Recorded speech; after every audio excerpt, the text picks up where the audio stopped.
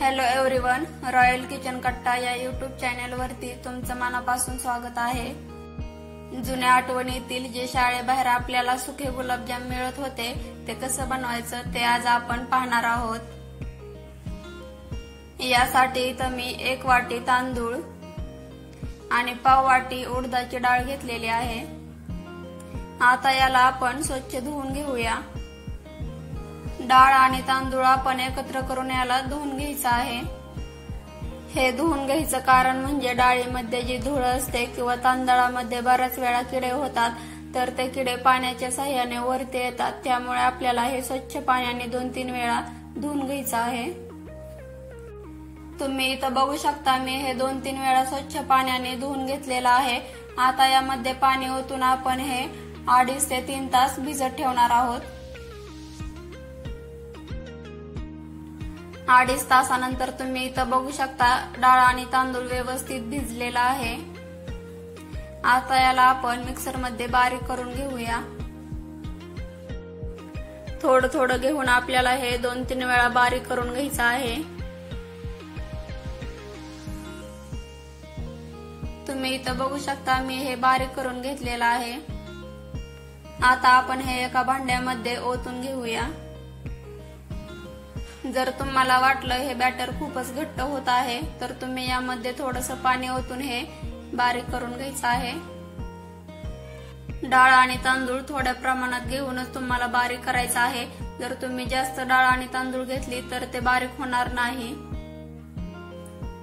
इथं मी डाळ तांदूळ बारीक करून घेतलेला आहे। आता यामध्ये आपण खाण्याचा रेड कलर घालूया आणि हे मिक्स करून घेऊया।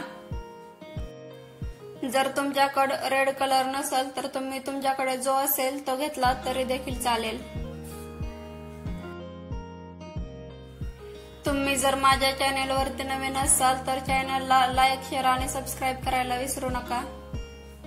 शाळेबाहेर मिळणारं गुलाबजाम हे आपल्याला 1 रुपयाला 1 मिळत होतं, पण त्याची चव ही एकदम बेस्ट होती।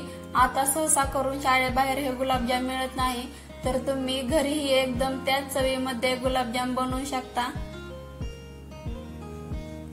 तुम्ही यामध्ये बेकिंग सोडा ही टाकून घ्यायचा आहे। तुम्ही इथं बघू शकता कलर हा मस्त असा मिक्स झालेला आहे। आता आपण पाक तयार करून घेऊया। यासाठी इथं 1 वाटी पाणी घेतलेलं आहे आणि 1च वाटी साखर ही घेतलेली आहे। दोन्हीचं प्रमाण सेम घ्यायचं आहे।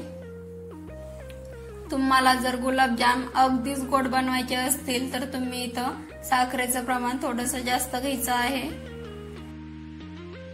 साखर विरघळेपर्यंत आपल्याला हे चमच्याच्या साहाय्याने हलवून घ्यायचं आहे। पाक हा आपल्याला जास्त 1-2 तारी बनवून घ्यायचा नाही, फक्त हाताला चिकट लागेल इतपत आपल्याला पाक बनवून घ्यायचा आहे। जर पाक आपण 1-2 तारी बनवून घेतला तर तो गुलाबजामच्या आतमध्ये जाणार नाही आणि आपले गुलाबजाम रसरशीत बनणार नाहीत। तुम्ही इथं बघू शकता पाक हा हाताला चिकट लागत आहे, म्हणजेच आपला पाक तयार झालेला आहे।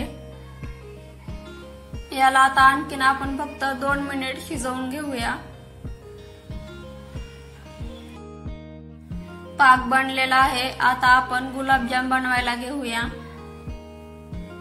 यासाठी इथं मी कढईमध्ये तेल गरम करून घेतलेलं आहे। आता आपण गुलाबजाम सोडून घेऊया। गुलाबजाम हे तुम्ही तुम्हाला हव्या त्या लहान मोठ्या आकारामध्ये सोडून घ्यायचे आहेत। गुलाबजाम फ्राय करत असताना आपल्याला गॅसची फ्लेम ही लो टू मीडियमच ठेवायची आहे।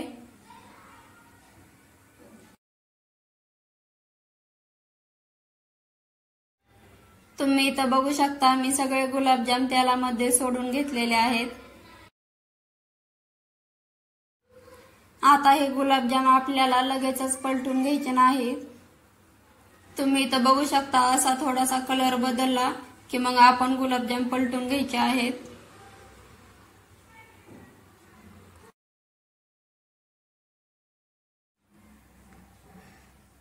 तुम्ही इथं बघू शकता आपले गुलाबजाम हे मस्त फुगलेले आहेत आणि कलर हे एकदम छान आलेला आहे।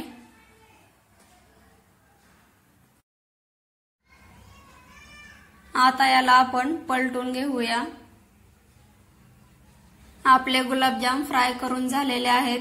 आता आपण यांना काढून घेऊया.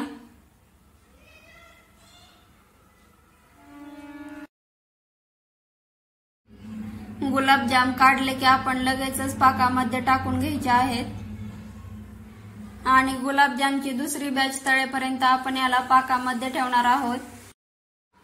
आता दुसरी ही बॅच आपण फ्राय करून घेऊया.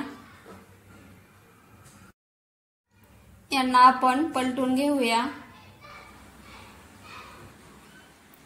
तुम्ही इथं बघू शकता सगळे गुलाबजामुन बनून तयार आहेत. आपल्याला शाळेबाहेर जे गुलाबजामुन मिळत होते ना, दिसायलाही आणि चवीलाही अगदी तसेच बनलेले आहेत.